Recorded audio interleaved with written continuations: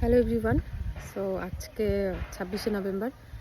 আজকে আমার দুটো ব্রাইড আছে, দুটোই রিসেপশন ব্রাইড।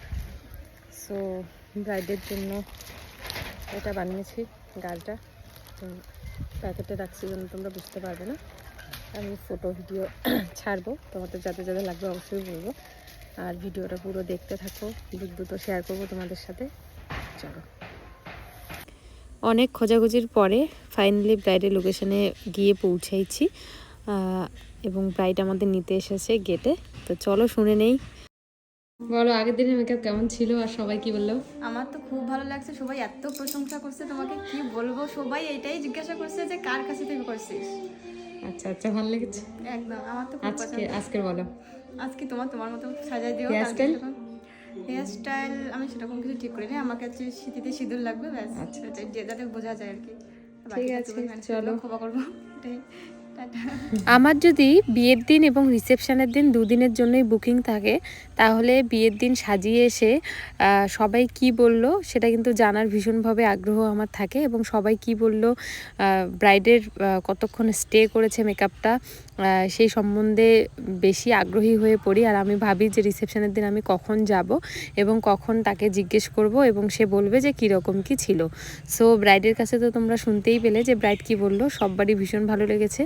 আর এই ব্রাইডকে বললাম যে হচ্ছে মানে বলেছিলাম তোমাদের আগের দিন বিয়ের দিন একটা সময় টাইম ছিল এবং মানে অন টাইমে একদম বসে গেছিলো। এমন এমন মিষ্টি ব্রাইড ভীষণই আমার ভালো লাগে। যারা একটু মেকআপ আর্টিস্টদের বোঝে যে তাদের একটু সময়ের দাম আছে। মোটমাট যারা অন টাইমে বসে তারা কিন্তু যাদের কাজ ভালোবাসে তাদেরকেই বুকিংটা করে রাখে যে তুমি যে টাইম দিবে আমি ওই টাইমেই বসবো। সো এটা অনেক বড় একটা প্রাপ্তি।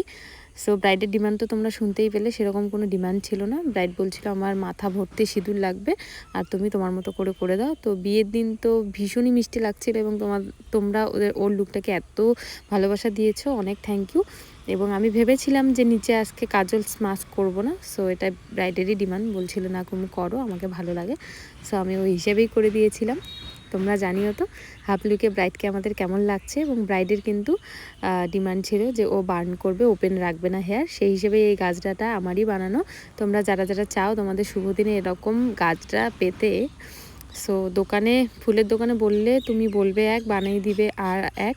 যদি তোমরা চাও আমাকে বলতে পারো, আমি কিন্তু বানিয়ে দেবো তোমাদের। আজ রিসেপশনের দিনও কিন্তু আমার দুটো ব্রাইড ছিল। সো এটা ফার্স্ট ব্রাইড, আমি যে টাইমে দিয়েছিলাম ওই টাইমেই বসছিল এবং এদের বাড়ির রাস্তাটা অনেকটাই দূরে। সো আমার একটু যেতে লেট হয়েছিল, তবে আমার সাজাতে বেশিক্ষণ টাইম লাগে না। আশা করি তোমরা যারা যারা আমার কাছে সাজো বা সেজেছো আগে সবাই জানো আমার বেশিক্ষণ টাইম লাগে না সাজাতে। তো বাইরে এসে সবাই আমাকে বলছিল তুমি এত তাড়াতাড়ি কি সাজিয়ে দিলে গো।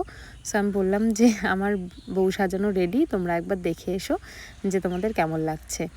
সো বরের কাছে তো শুনেই নিব যে কীরকম লেগেছে বরের, আর অবশ্যই ব্রাইডের কাছেও শুনে নিব যে ব্রাইডের কেমন লেগেছে। আগের দিনের এত প্রশংসা পেয়েছি ব্রাইডের মুখ থেকে এবং আমার স্টোরিতে।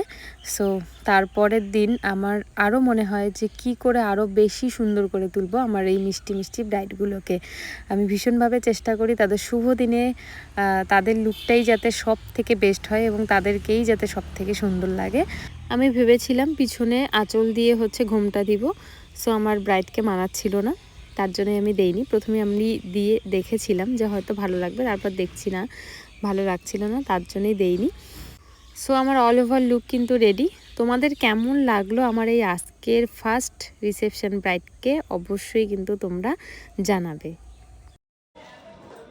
চলো বলো কেমন লাগলো। খুব সুন্দর, পছন্দ?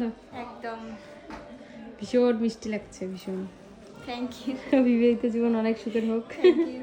খুব ভালো থাকো। Thank you. চলো টাটা।